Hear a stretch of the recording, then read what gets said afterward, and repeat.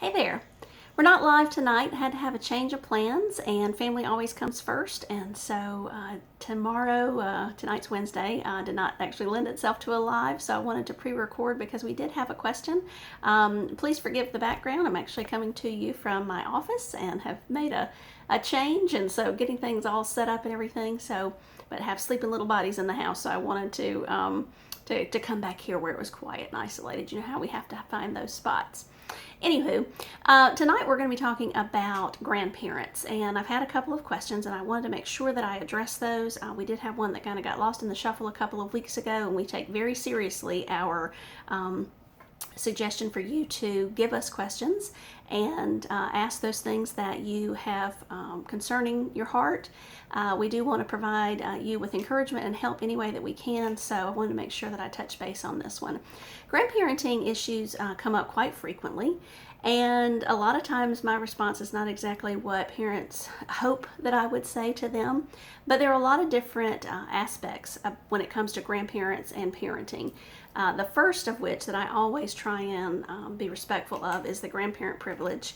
And a lot of times we just, I think it's not that we forget because we haven't been there yet, but we don't allow our parents to enjoy our grandchildren the way that they want to, and the way that we are probably going to want to enjoy our own grandchildren. And so we have to understand that while grandma or grandpa, I know a certain grandpa, will allow them to have ice cream sundaes in the hot tub, that might not be something that we would do, but that's a fun thing to do at grandma's house. And things that happen at grandma's house should be between grandma and grandpa, and nana and poppy and papa and boo-boo and whatever they may call them. My sister-in-law, her grandparents were Honey and Nanny because she always called him Honey, and so the grandchildren called him Honey, and I just thought that was the sweetest thing. So whatever they call them, you need to allow them to do those special things. Well, they come back all sugared up and they're just crazy and off the chain, and okay, well, that's when you let them know that's fine at grandma's house, but now you're back home. Now it's back to life. Our parents don't have the responsibility of raising our children. That's our job. They get the joy of just enjoying them. Now, barring any safety or morality issue, just let them be. Let them have those fun moments with them. Let them make those memories. Let them get sugared up. Let them stay up way past their bedtime. Let them, sleep on the couch or a pallet or with grandma and grandpa, whatever the case may be. Let them enjoy those things because those are memories, and we don't want to take that away from them. Now, the flip side of that is grandparents maybe that get too involved. Grandparents that are not involved at all. Grandparents that are, in fact, raising our children. Grandparents that are caregivers, grandparents that feel taken advantage of, grandparents that want a grandparent but have to parent. So there are a lot of different venues, there are a lot of different aspects of grandparenting and parenting. And unfortunately, this is so much like everything else that we discuss that it starts way back. And we need to get to a place in raising our children that we as parents don't hover. And I'm starting way back because it comes full circle. So when we are helicopter parents, when our children are very small, and I tell this story all the time with groups and things like that, you hover and you want to protect, and we are more and more into this line of thinking, this helicopter. I've got to prevent things from happening to them. I want to keep them from failure. I want to keep them from disappointment, which, by the way, is doing them no justice. To moving into our children getting older and new phrases that have been coined, snowplows, which are, describing a parent that pushes things out of the way. They are, racing those obstacles. They are standing in front. They are, going with their children to college. They are interfering on employment processes. There are parents out there that are buying apartments and things so they can be near their child when they're going to college. There are major corporations that have policies in place that prevent parents, moms, from interfering on the employment process, hiring once the person's hired, the whole bit. That's just unheard of to me. I can't comprehend such a thing. And all the while, parents that are doing those kinds of things, you're telling your child, you are this, as my husband calls it, rocket surgeon. You are this genius child. I'm telling everybody how smart you are, how brilliant you are, how capable you are. But when nobody's looking, you really aren't, and you still need me to do these things for you. Never mind, what's happening to the marriages of these parents that are doing these things. So we are perpetuating this notion of keeping our children children for very long, well into adulthood, well beyond years that they are capable of doing for themselves. So, I always say a mother that's, a helicopter mom, she's like a transformer. She moves into this snowplow thing. And then from snowplow, the only place you have to go is to become a meddling mother-in-law. Nobody wants that. Who wants that? Raise your hand if you want a meddling mother-in-law. Raise your hand if you have a meddling mother-in-law. Raise your hand if you are the meddling mother-in-law. If we wouldn't want that for our children, if we, don't want that in our own life, don't be that. Just don't be that person. Meddling father-in-law is the same way. And it's because we never broke away. We never got away from doing and being in this season of service for our children all the while. So I say all of that, I bring that back in talking about grandparents, because if that's the frame of my brand, then we have the grandparents. We have become the grandparents that are too overly involved and not allowing our grown children to parent their own children without our own wisdom. If you can step back as a parent, if you can allow your child to grow and move through these seasons where they understand your leadership and they can appreciate that you are putting their best interest forward, not doing for them, but allowing them opportunities to fail, allowing them opportunities to grow and to learn as they experience new things in life, then when they have children of their own, they're going to seek your guidance anyway, because they trusted you to do right by them as they were growing up. And you can move into that season of friendship and companionship that we talked about last week. So by not doing that, you are forcing on them, and then you're still breeding that resentment, that, thought that they don't think I'm good enough. They don't think I'm capable of handling these things. So the result of doing that is you do have these feelings of resentment and, disdain coming from children, but then you also have that codependent relationship where we now have grown children, and I say children because if we're still in that, codependent relationship, then as married adults, we are not putting our spouses first. We are still putting our parents there, and we are still seeking them because we need them to do these things because we don't know how to do them on our own.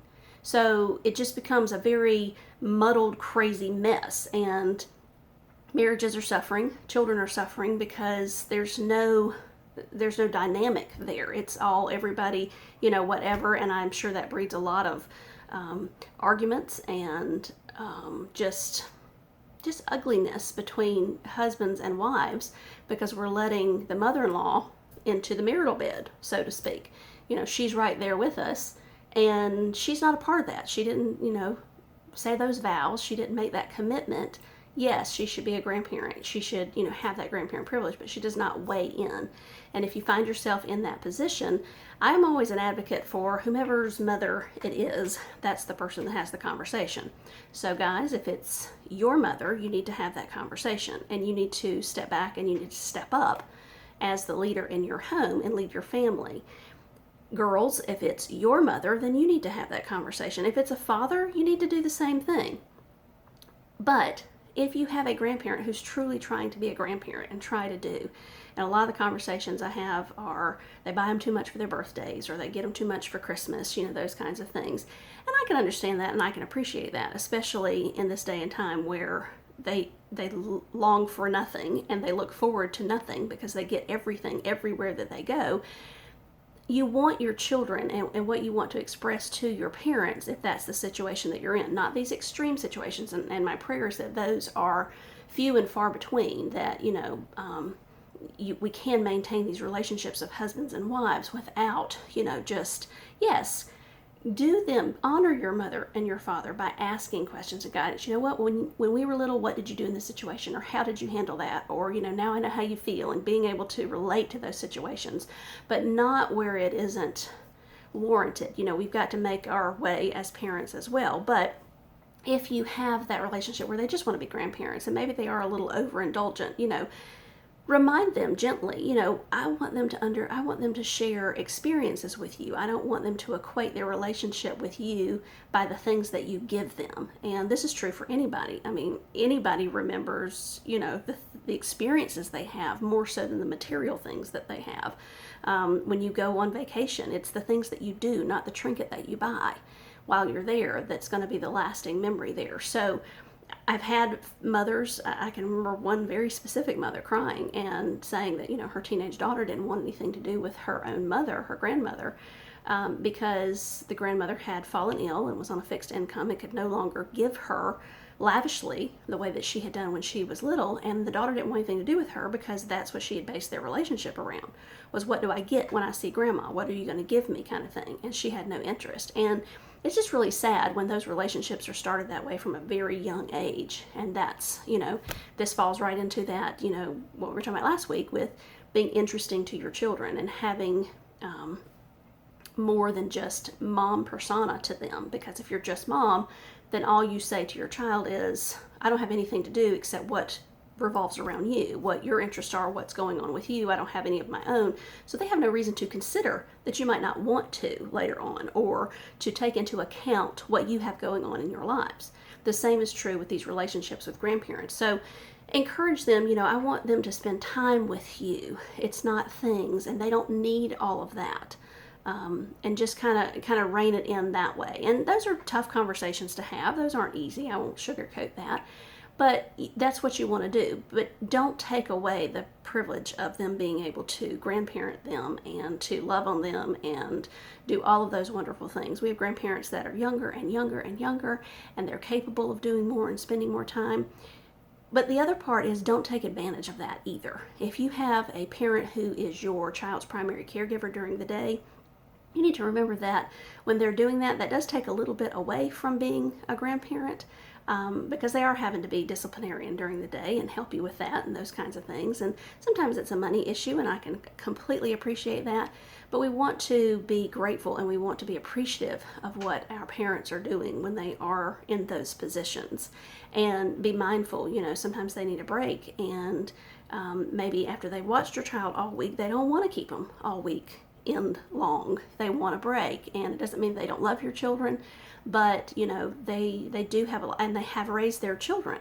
So these are grandparents, and it's not the same thing. So there are a lot of different aspects when it comes to grandparents and when it comes to parenting within that realm. And then you have parents, who their children don't have grandparents around. Maybe they're long distance, maybe they're deceased. And there's just a lot of different, so there's not one straightforward answer when it comes to grandparents. But I would advise, be mindful of what you do as parents in these early years and as your children come up, because you may very well be a grandparent yourself. And how you handle that situation and what you want for your children, it's always a forward-thinking movement.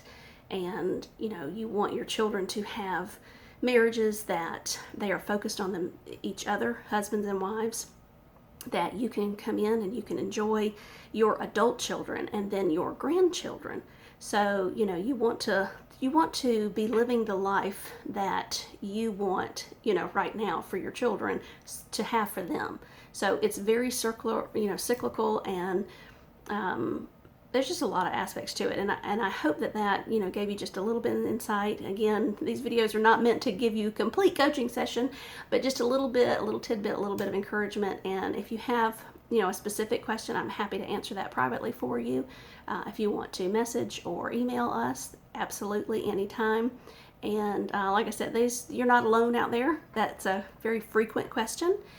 It's a very frequent concern for a lot of parents out there, and everybody's dealing with it differently. So I hope that was helpful. I hope that you're encouraged. I hope that you've had some turn it moments. If you don't know what I'm talking about, go back and watch our video about the Valentine wreath. We have laughed about that all week, and I got to share that story again at a conference that I went to last weekend, and we just howled with laughter, and every woman can relate to that. So it was a good time, and I hope that you've had some of those moments and you've been able to laugh at yourself just a little bit and not take yourself too seriously. So you guys take care. Have a great week. I'm looking forward to meeting with some homeschool parents week after next and see what they have going on and share with them just a little bit. More teachers coming up, and then we're going to hit our marriage series hard starting in September. So be sure to check that out. We've got some changes coming to our website as well, updating our calendar so it's a lot easier for you guys to see. And as always, if you'd like to have us come and share with your group, be sure to check us out, hook us up, and email us, and we will be happy to get something scheduled for you. I hope you're having a great week. Enjoy your weekend, and we'll see you next week.